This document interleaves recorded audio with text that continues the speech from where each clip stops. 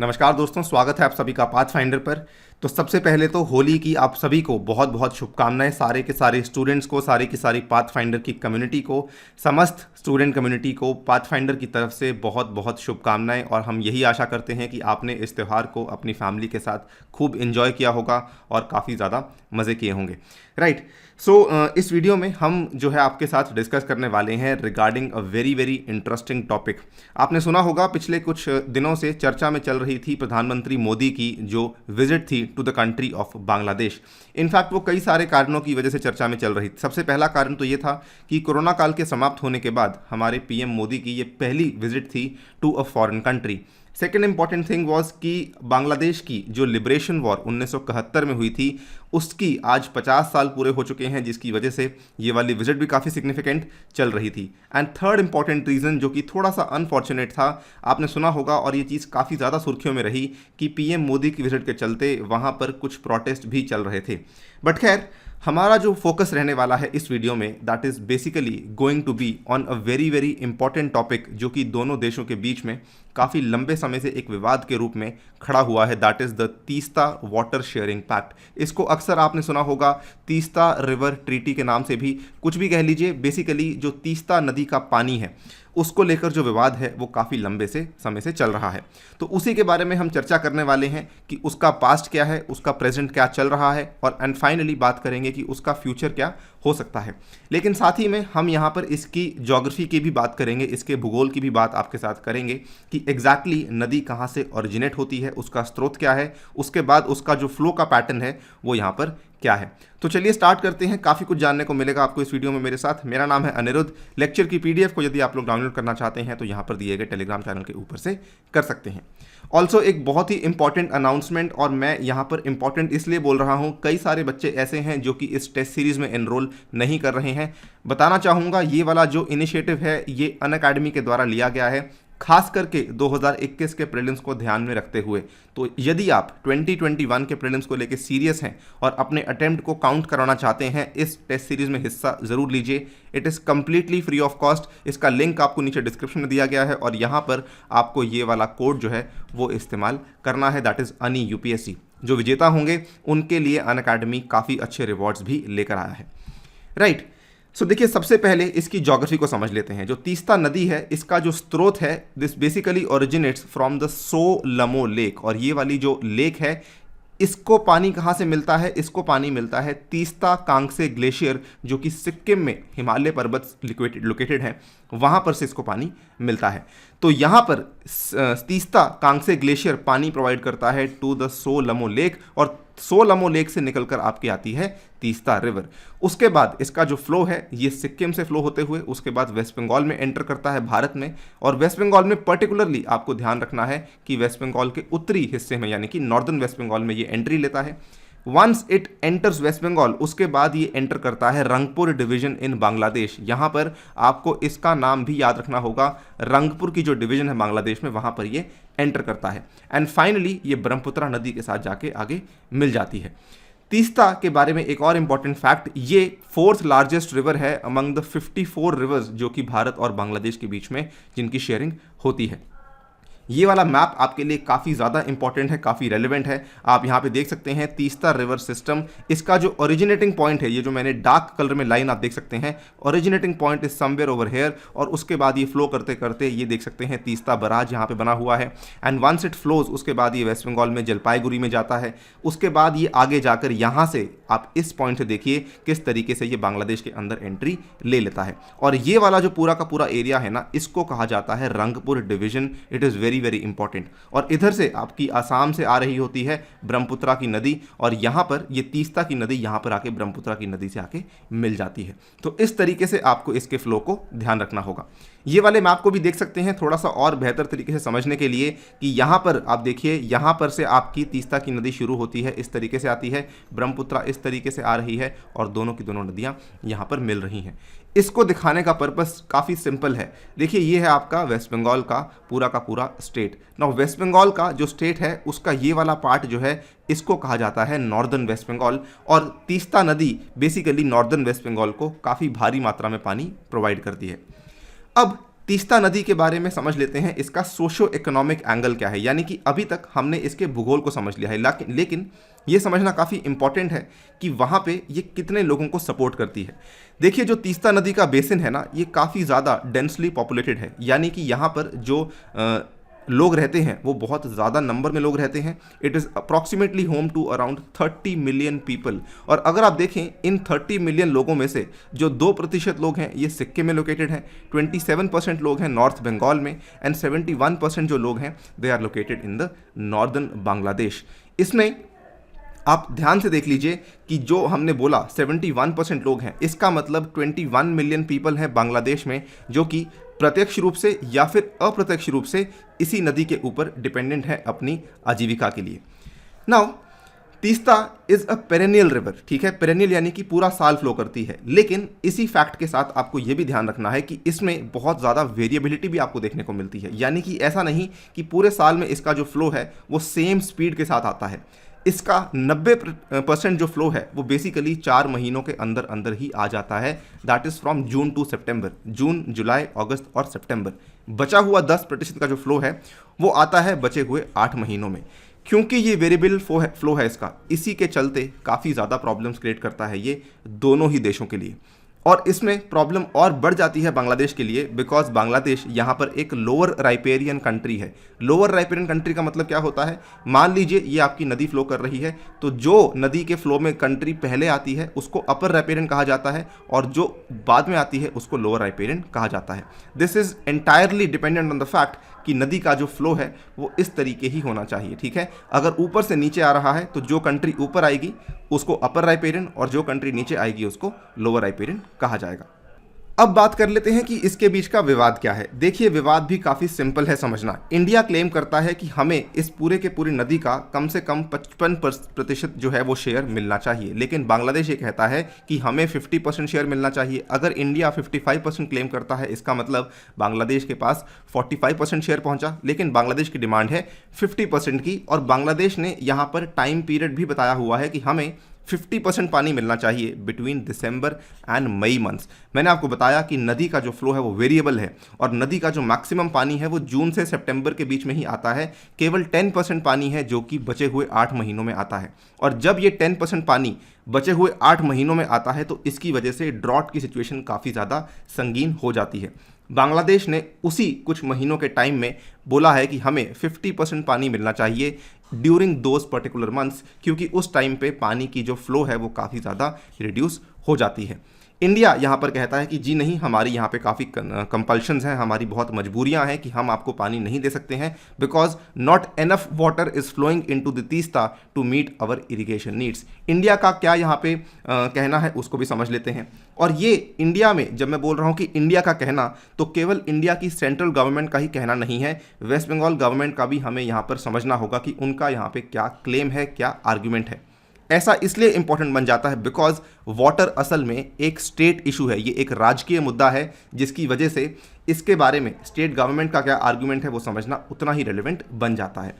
According to the West Bengal government, Teesta water एक अकेला स्रोत है नॉर्थ बंगाल में सिंचाई करने के लिए। नॉर्थ बंगाल का जो इकोनॉमी है वो अधिकतर कृषि के ऊपर ही निर्भर करता है, तो उन्होंने कहा है अगर हम तीस्ता नदी का अधिकतर पानी बांग्लादेश को शेयर कर देंगे तो जो नॉर्थ बंगाल के लोग हैं वो लोग इरिगेशन कैसे कर पाएंगे, वो लोग एग्रीकल्चर कैसे कर पाएंगे।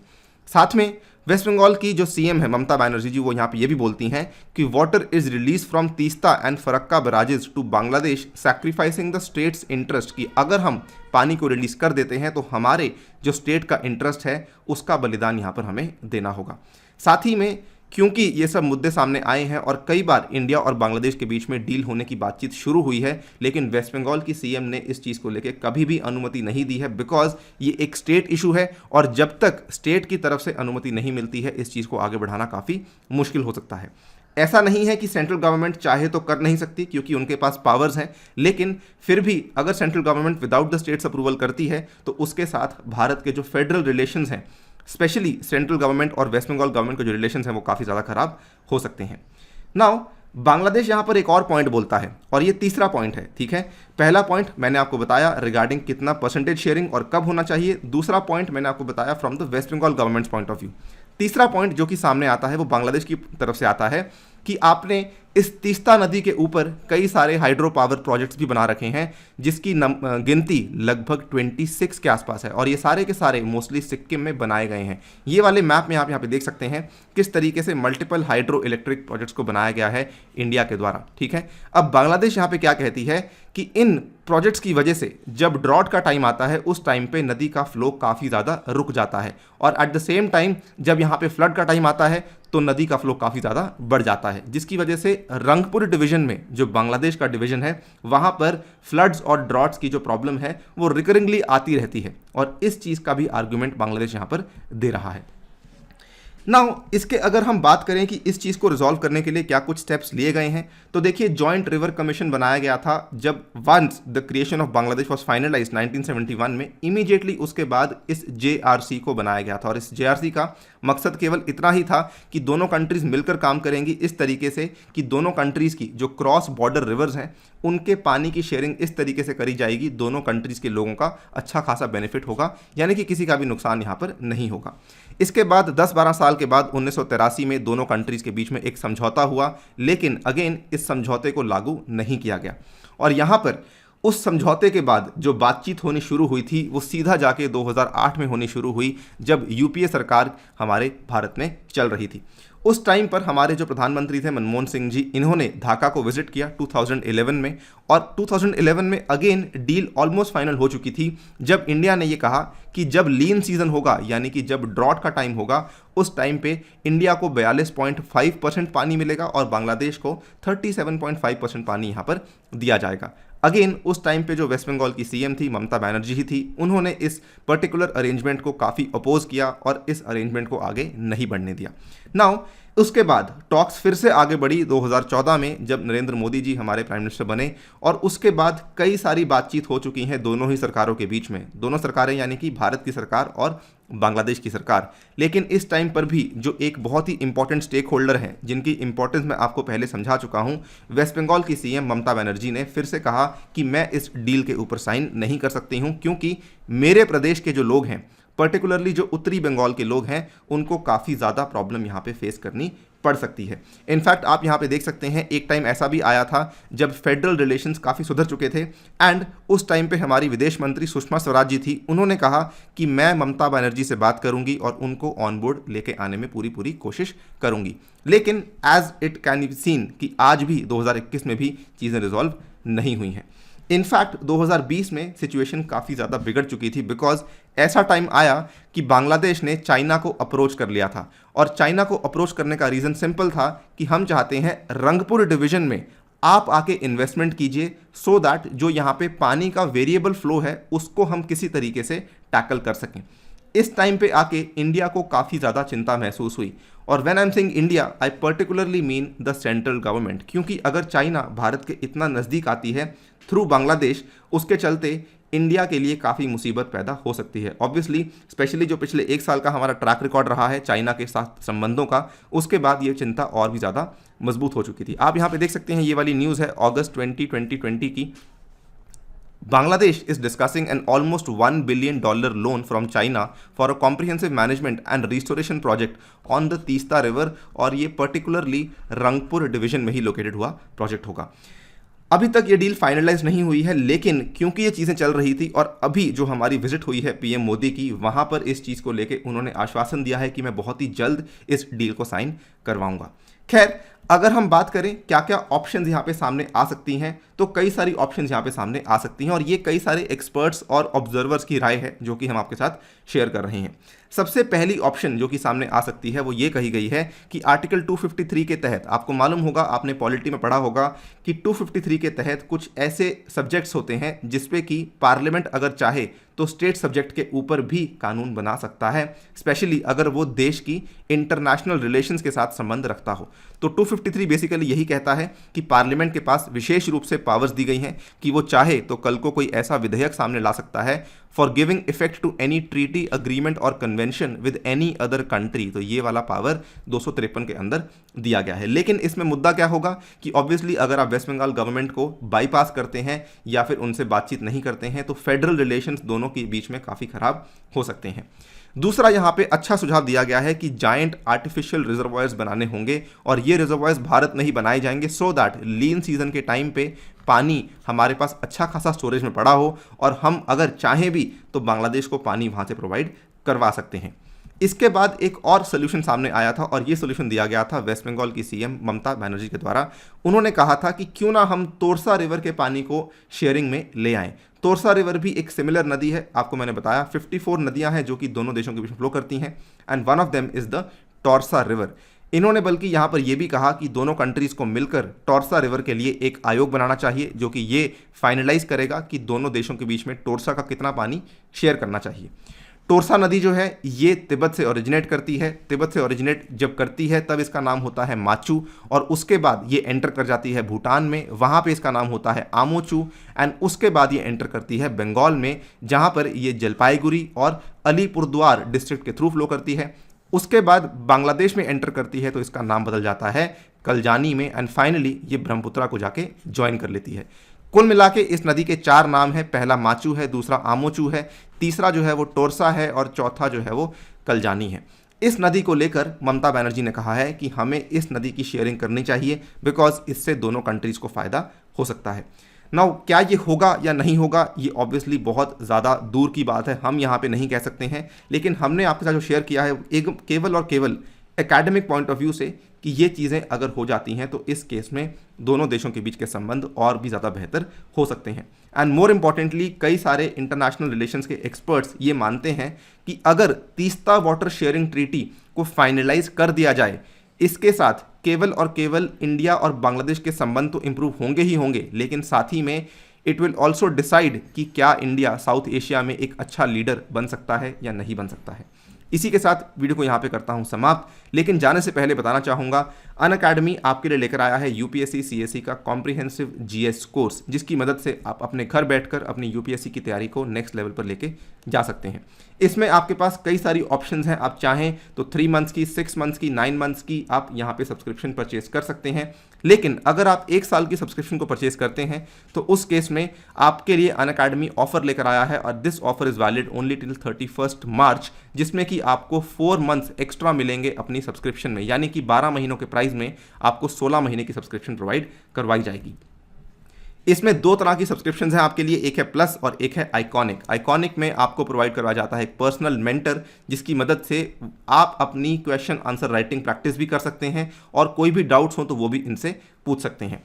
दोनों ही कोर्सेज में अगर आपको 10% का डिस्काउंट चाहिए तो ये वाले कोड को इस्तेमाल करना बिल्कुल नहीं भूलना, अनि UPSC, this can give you a straight away 10% discount. या तो ये कोड यूज़ कीजिए या फिर आप कोड यूज़ कर सकते हैं अनि 10, दोनों ही कोड्स वैलिड हैं, दोनों की मदद से आपको 10% का डिस्काउंट अवेलेबल हो जाएगा।